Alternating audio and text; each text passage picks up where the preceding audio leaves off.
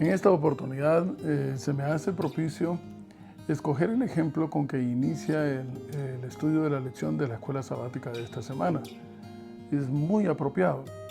Habla acerca de un padre que está muy preocupado porque su hija regresa a casa, viene a visitarles, pero él ve que una tormenta se avecina y lo logra saber porque simplemente ve las nubes, ve hacia el cielo está oscureciendo antes de tiempo. Se escuchan los truenos también y se ven algunos relámpagos. Tome nota de que el padre en este caso no necesita ser un experto meteorológico ni necesita saber a fondo de cuán intensa puede ser la tormenta o el huracán que llega y que pone en peligro la ruta de su hija. Sin embargo, sí conoce el camino y conoce que aunque sea un poco extraviado, quizás angosto, no una autopista a la que está acostumbrada, puede indicarle a su hija cuál es la mejor ruta para poder llegar sana y salva a casa. Exactamente. Esto me sirve como una excelente analogía para poderles decir a todos ustedes, no es necesario que sepamos discernir a fondo los acontecimientos que están sucediendo alrededor nuestro. Basta y sobra con que sepamos que estamos viviendo en un tiempo final en que este mundo no logra soportar más y que es necesario que venga el Señor. Y esa es la razón por la cual en esta oportunidad la lección de escuela sabática se ha titulado Los acontecimientos finales de la tierra. Y hay una ruta segura para llegar y es la misma de siempre. Y esta se encuentra en el gran y extraordinario mensaje de amor del santuario.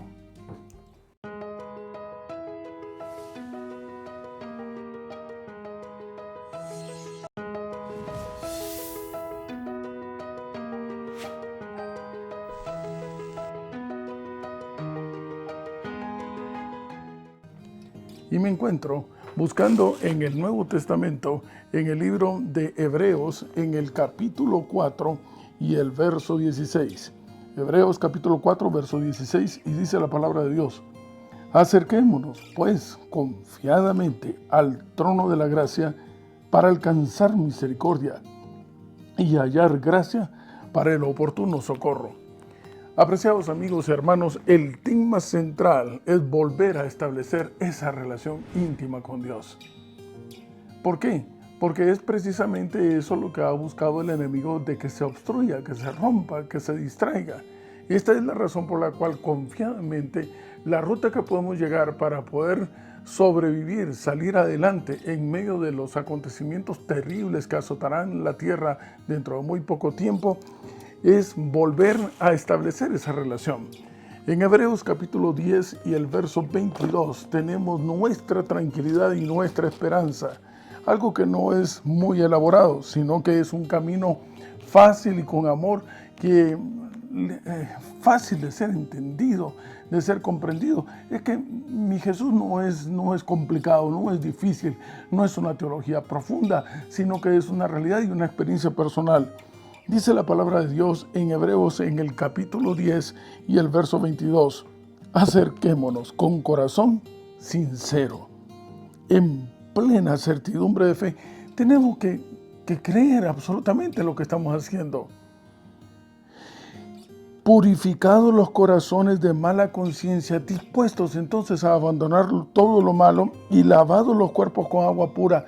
Esto es interesante porque viene de la raíz hebrea rajá, que significa un baño completo. Estamos sucios por el mundo, por la vida, por la forma en que se nos ha tratado, porque venimos revolcados en medio de la inmundicia con hedor a cerdo. Sin embargo, cuando a través del bautismo nosotros establecemos una relación, públicamente decimos que aceptamos a Jesús como nuestro Salvador personal, cuando somos lavados por su sangre, entonces esa relación íntima es la que nos lleva al pie de la cruz del Calvario, a crucificarnos, a ya no vivir nosotros, sino que viva Jesús en nuestro lugar.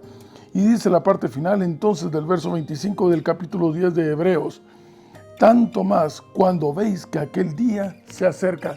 Decíamos en ciertas oportunidades que cuando el pueblo hebreo entendía el vocablo aquel día, se refería al día de expiación. Era un día terrible, ni siquiera se atrevían a mencionarlo por nombre, porque en ese día eran cortados de en medio del pueblo todos aquellos que no habían establecido una relación íntima con Dios a través de la figura de un sustituto del Cordero.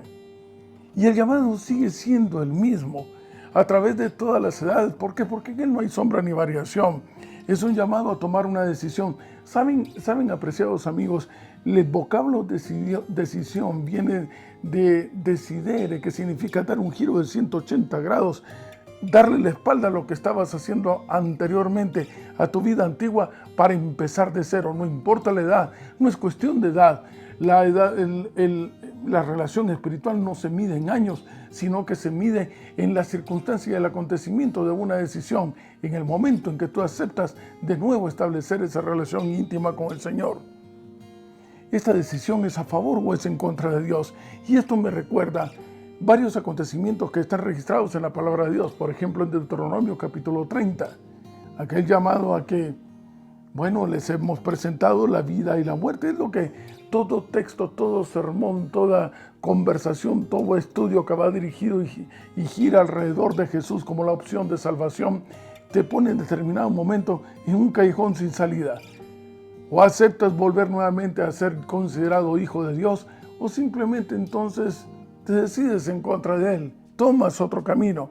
Es exactamente la misma decisión profunda de vida o muerte, y ahí sí cabe el vocablo trascendental de que se encuentra en Primera de Reyes, en el capítulo 18, en donde Elías, ante toda aquella gran congregación, solamente él, siendo mayoría, porque está en el nombre del Señor, les da a escoger entre si seguir a Dios o seguir a Baal.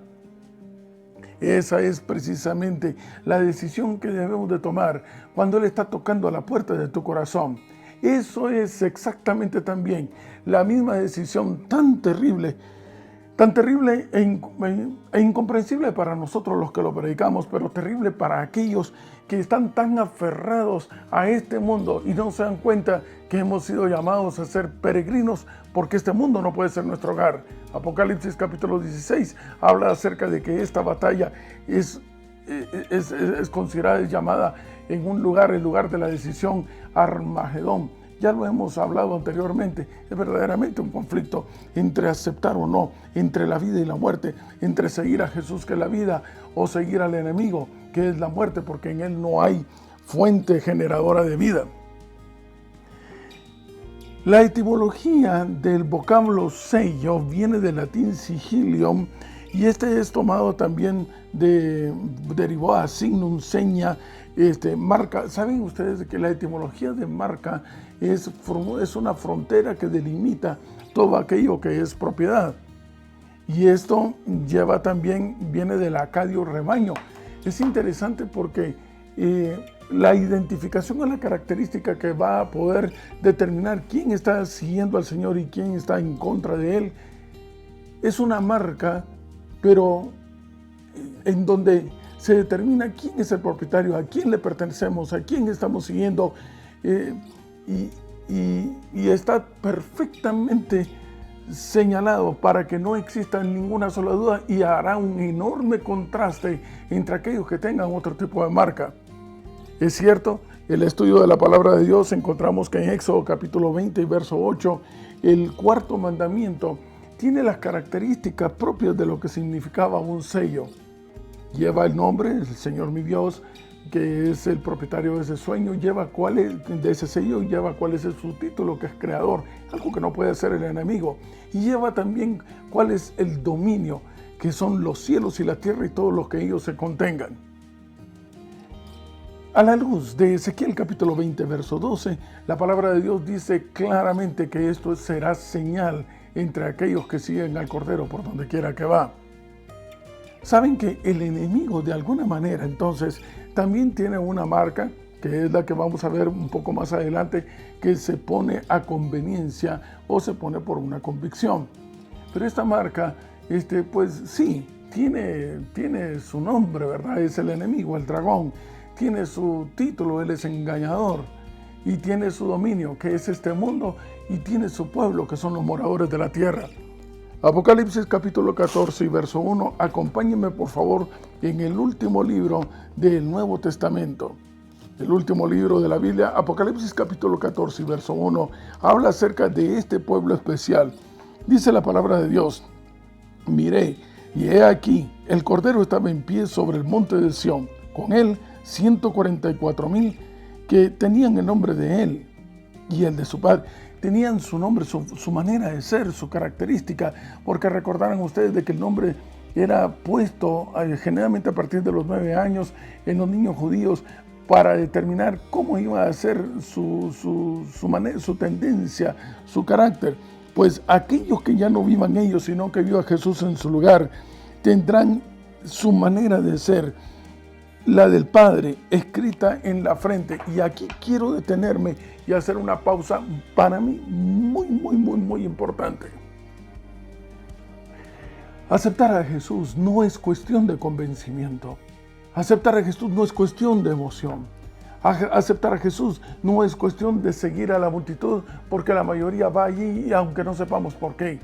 Aceptar a Jesús es cuestión de convicción, de un razonamiento. Es aquello que no se detiene a tomar una decisión por lo que sus ojos están viendo, o incluso por lo que sus manos puedan estar sintiendo, o incluso por aquello que le están diciendo por otros lados. Yo recuerdo en cierta oportunidad que cuando los estafadores que tú encuentras en las calles, en algunas ciudades, que te quieren hacer meter dentro de un juego de competencia que ellos tienen dominados, incluso ellos tienen contratados a otras personas que se hacen pasar en medio del público y te están diciendo al oído: mira, sí, sigue apostando, tú vas a ganar, sabiendo de ellos mismos que ya es un complot para que tú pierdas. De igual manera, aquellos que toman la decisión de seguir a Cristo, te recuerdas, decisión, girar, dejar la parte antigua, son simple y sencillamente porque por razonamiento, por convicción. Es que aceptar a Jesús es perfectamente razonable. Me conviene, no me conviene. Por un lado tengo la vida, por otro lado tengo la muerte. Vamos, escoge. No tengo necesidad de convencerte. Esa es también la razón por la cual no veo acuerdo en ningún instante. Es más, desvalorizamos la pureza del mensaje del Señor, del mensaje de salvación, cuando tratamos de acomodarlo al antojo de las personas. Como si fuese un tomate del mercado, siempre he dicho eso, como si fuese una verdura, que si lo quieres maduro, pues aquí está, que si lo quieres más verde, que si lo quieres a tu gusto. No le hacemos un favor al cielo con aceptar a Jesús como nuestro sustituto y nuestro Salvador. Es Él quien en su infinito amor, por una extraordinaria misericordia, nos brinda la oportunidad de poder nuevamente volver a ser llamados hijos de Dios y ser transformados a su imagen y semejanza una vez más. De igual manera, Apocalipsis capítulo 13 y verso 16, dice la palabra de Dios que aquellos que decidan seguir entonces al dragón y a la bestia, dice la palabra de Dios en el verso 16, tendrán una marca en la mano derecha o en la frente, de tal manera que ninguno podrá comprar ni vender, sino el que tuviere la marca o el nombre de la bestia, o su manera de ser, que es contradictorio, que es aquella que pretende incluso cambiar los tiempos y la ley, pero no lo puede lograr porque está escrita con el dedo de Dios. ¿Por qué en la mano? Porque hay un interés, me conviene. Es porque no tengo la fe suficiente para recordarme que no se ha visto justo desamparado, ni en su simiente que mendigue pan, porque si no lo acepto, entonces no puedo comer, no puedo comprar, porque habrá en la figura que le ha dado un resultado extraordinario en los Estados Unidos, decíamos, en la figura del embargo económico, tratará entonces de obligar, y lo logrará, pero ¿en quiénes? Lo hemos especificado ya durante las semanas anteriores, en aquellos que son llamados moradores de la tierra. ¿Y quiénes son los moradores de la tierra? Aquellos cuyo nombre no están inscritos en el libro de la vida del Cordero, aquellos que no se levantan en el gran día, aquellos que son cortados de en medio del pueblo, aquellos que no han encontrado en el Cordero a un sustituto, aquellos que no han encontrado al Señor, la fuente de la vida eterna. El llamado entonces en el tiempo del fin Es un llamado que viene de una voz potente, lleno del poder del Espíritu Santo, y es el que se encuentra en el mensaje de Apocalipsis capítulo 14 y verso 6. Vi volar por en medio del cielo a otro ángel que tenía el evangelio eterno. Es un mensaje, es eterno porque es el de Dios, para predicarlo ¿a quiénes? A los moradores de la tierra, no a los moradores del cielo, porque son los moradores del cielo los que son enviados a predicar este mensaje a toda nación, tribu, lengua y pueblo. Y si no, recordemos entonces precisamente que esa fue la solicitud que le hace el Señor a los apóstoles. Vamos, recibiréis poder, y entonces con el poder del Espíritu Santo me podréis ser testigos hasta los confines del mundo, a toda tribu, nación y lengua, y diciendo a gran voz: obedeced a Dios, dadle gloria, porque la hora de su juicio ha llegado. Y aquí viene el vocablo que nos detendrá un par de minutos. Adorad a aquel que hizo el cielo y la tierra. Apreciados amigos y hermanos, también en ocasión anterior hemos hablado acerca de la etimología del vocablo adorar. El vocablo adorar viene de la expresión y de la raíz orar, oratoria, aquel que se expresa y que está clamando para que se le satisfaga una necesidad. La pregunta es, ¿y a quién tú puedes hablar? ¿A quién tú puedes adorar, dirigirte con la mayor necesidad que tiene el ser humano? ¿Sabes tú? La mayor necesidad que tiene el ser humano, y lo digo por experiencia en mi trabajo, lo he visto constantemente, la mayor necesidad que tiene el ser humano no es la de mejorar su trabajo, no es la de tener cierta cantidad de dinero, no es la de algún bien material que es pasajero.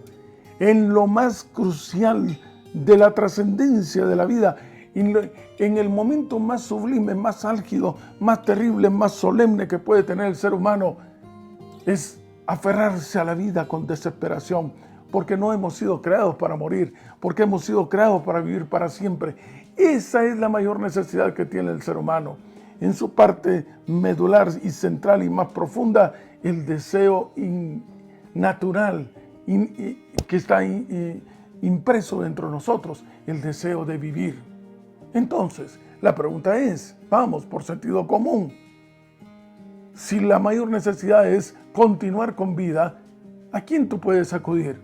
Pues no puedes acudir a alguien que es una fuente de muerte, en este caso el enemigo. ¿Por qué? Porque de él solo se genera muerte. Solo hay un espacio en el universo, un lugar, solo hay alguien a quien nosotros podemos acudir y que es fuente generadora de vida por sí mismo, y es el Señor. Esa es la razón por la cual la adoración, incluso desde el punto de vista etimológico, solo puede dirigirse hacia Dios. Él es el único que tiene la capacidad de poder satisfacer la mayor necesidad que tiene el ser humano, y es la de seguir viviendo, la de tener vida.